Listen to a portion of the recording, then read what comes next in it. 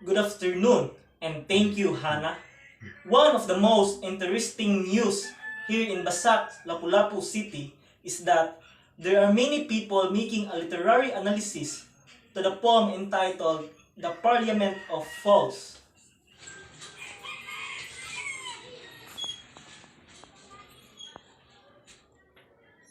Good afternoon, Mr. Aryan. I have a question if you don't mind. What's that, sir? Can you give us some of your literary analysis to the poem made by Geoffrey Chaucer entitled The Parliament of Fools, specifically in the part to the link between love, heaven, and hell? Okay. The link between love, heaven, and hell is depend by the repeated phrase written on the gate through me man gone. This line is directly drawn from Dante's Inferno, Canto the Third. When he faces the gates of hell on which are inscribed the word through me the road of the city of desolation. Through Chaucer at first uses this phrase to describe the blissful place. The echo of Dante's gate of hell renders a dark and sinister undertone, suggesting all is not as it seems. Read in a different way, this could add humor because of the disparity between the following description of the wells of grace. The narrator goes on to read and Dante's experience of hell. The word grace further triggers image of heaven. It is not surprising that the tercel falcon, another bird of prey used in falconry, is chosen as the judge. All the proceedings before Dame Nature are meant somewhat the workings of the real English Parliament, which at this time was often engaged in a struggle between the commons and aristocracy. The speech and deliberations of the bird do not really change anything.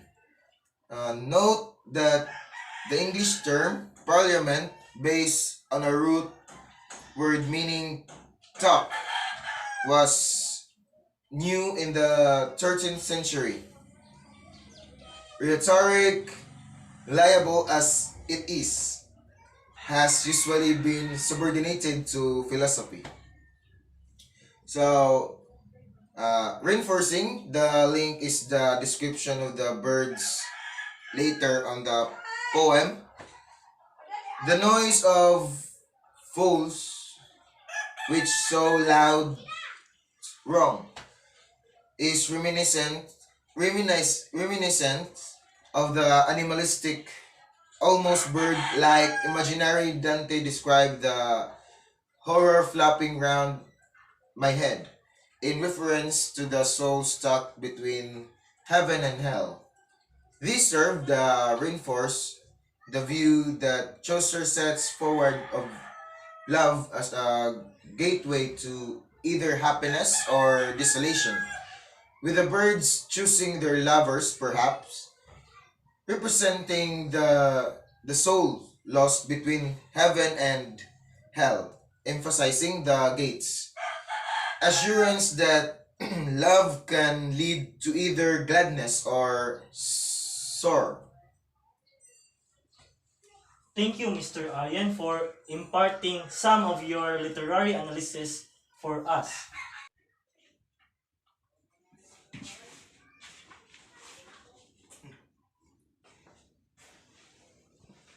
Good afternoon, Mr. Dibon. I have a question to you also, if you don't mind. Can you give us some of your literary analysis of the poem entitled The Parliament of Fools, specifically to the part of theme or the nature of it?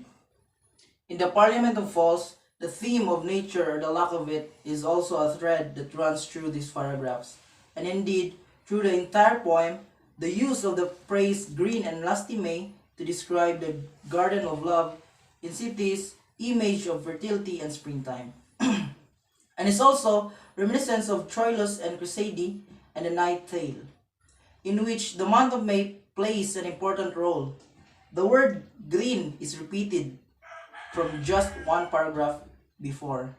In the wall of greenstone that surrounds the garden, which could suggest the harmonization of nature and man through love. By combining the natural color of green and man-made stone, a theme revisited in the birds choosing their love based on social hierarchy. As for birds, they are distinguished by rank, such as noble, royal, based on large on their feeding habits.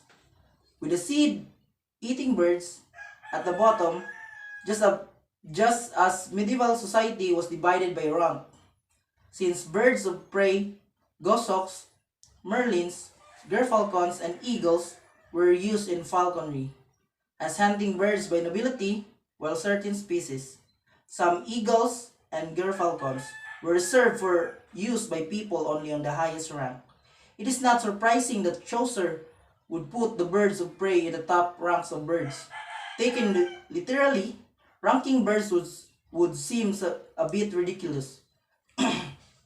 Compare the machination of Lords of the Pond in another work filled with animal characters, The Frog by Aristophanes, but mirroring human social gradation among animals was recognizable literary trope with some precedent clearly meant as allegory. The nature theme is continued into bird third paragraph, though not in such a positive way. The tree which shall never fruit the leaves bear, and the stream which is a prison all dry. For the first, fish reverse all image fertility and suggests that an emptiness. These inscriptions are on each other sides of gate, an obvious contradiction here of what love can offer, either health and happiness or death and pain. Creates an image of polar effects love can have, sending the dreamers into confusion.